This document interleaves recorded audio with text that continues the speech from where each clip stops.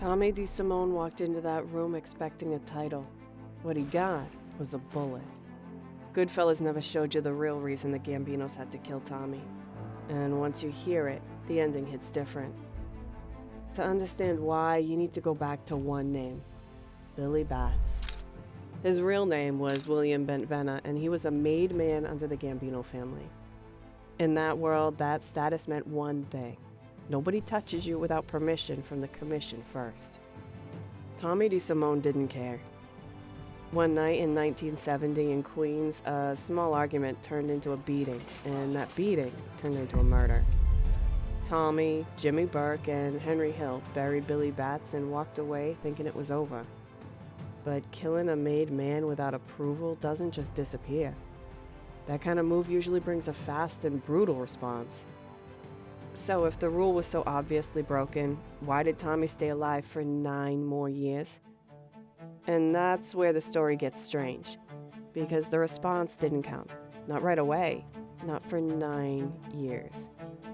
The Gambinos knew one of their own had vanished, and they understood it was a hit. What they didn't have was a name. Nobody talked. Not Henry Hill, not Jimmy Burke, and most importantly, not Paul Vario, the man who ran their crew. Without a witness or a confirmed source, there was no target to go after. The Lucchese side stayed quiet, and that silence kept Tommy alive. It looked like patience from the outside, but it wasn't patience at all. It was a dead end. And while the Gambinos waited with nothing solid to act on, Tommy kept going like nothing was ever coming for him. He had no idea that the clock had already started. Then, in 1974, Tommy made a move that had nothing to do with Billy Batts, and it turned out to matter more than anyone realized at the time. A man named Ronald Giroth was killed that year, and that changed the direction of everything. Giroth wasn't a boss. He wasn't even a made man. He was just an associate, but he had one connection that made his death dangerous. He was close to John Gotti. At that point, Gotti was still climbing, running with the Bergen crew out of Queens and building a reputation for being fiercely loyal to the people around him. Giroth was one of those people. The reason behind his death made it worse. Tommy had been involved with Giroth's sister. The relationship fell apart badly, and when Giroth found out and made a threat, Tommy didn't let it sit. He went to the man's door and shot him. That single decision made the situation personal. Gotti didn't forget things like this. He carried that anger forward, and as his power grew over the years, so did his reason to act on it. That was one problem, but Tommy kept creating more. After that, Tommy kept moving the same way he always had. More violence, more decisions that drew attention, and more reasons for people above him to see him as a problem. The pattern was impossible to ignore. In that world, one bad night can be explained away, but a pattern turns a useful earner into a liability, and eventually somebody higher up has to deal with it. Then something happened inside his own circle that made everything worse. While Henry Hill was doing time, Tommy crossed a line involving Karen Hill. This wasn't a business dispute or a territory issue. It was personal, directed at someone from his own crew, someone whose husband was doing time and couldn't protect her. In that world, you don't touch the family of your own people. That alone would have caused serious problems, but there was another layer on top of it. Paul Vario, the man who ran the crew and held real power over Tommy's future, was rumored to have his own connection to Karen at the time.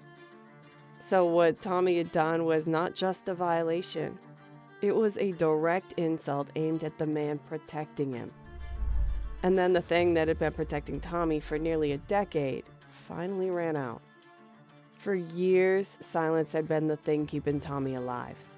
As long as nobody confirmed what had happened to Billy Batts, the Gambinos had no one to move against.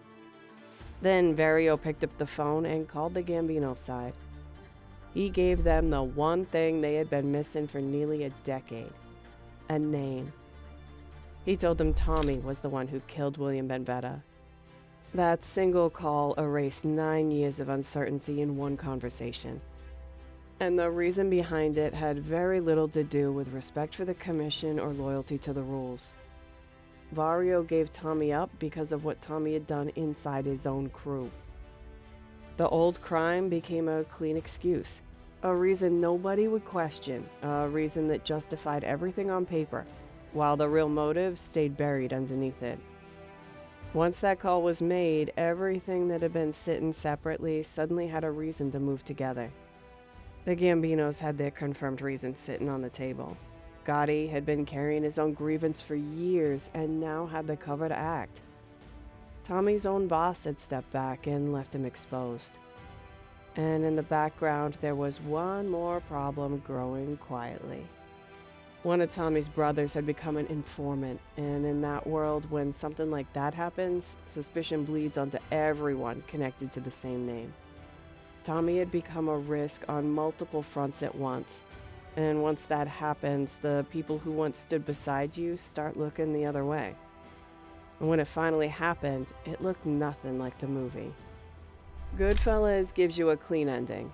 Tommy walks in expecting a ceremony and gets a bullet instead. It's controlled and final.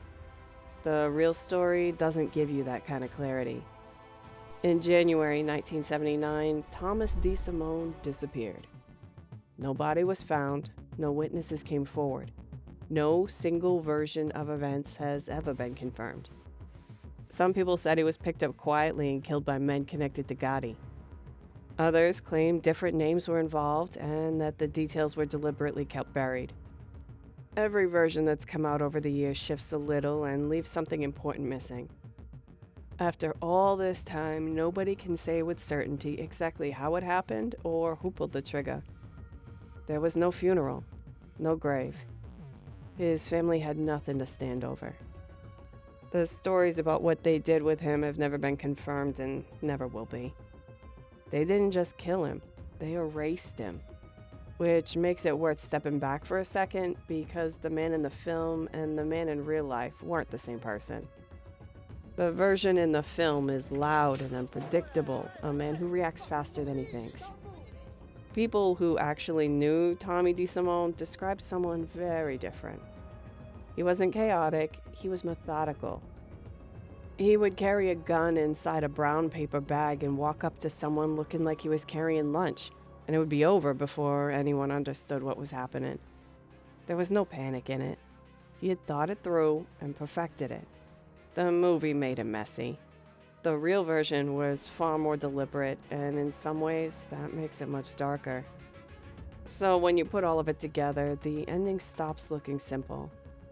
Billy Bats was only the starting point. Gotti had a personal grudge and finally had the cover to use it. Vario handed Tommy over not out of loyalty to the rules, but because of what Tommy had done to him personally. And behind all of it, a woman became the reason his own boss made the call. Nobody gave him a warning, nobody gave him a chance to explain. He wasn't killed for one thing, he was killed because everything he had been doing for years finally came together at the same moment. And when it did, there was nobody left willing to stand between him and what was coming.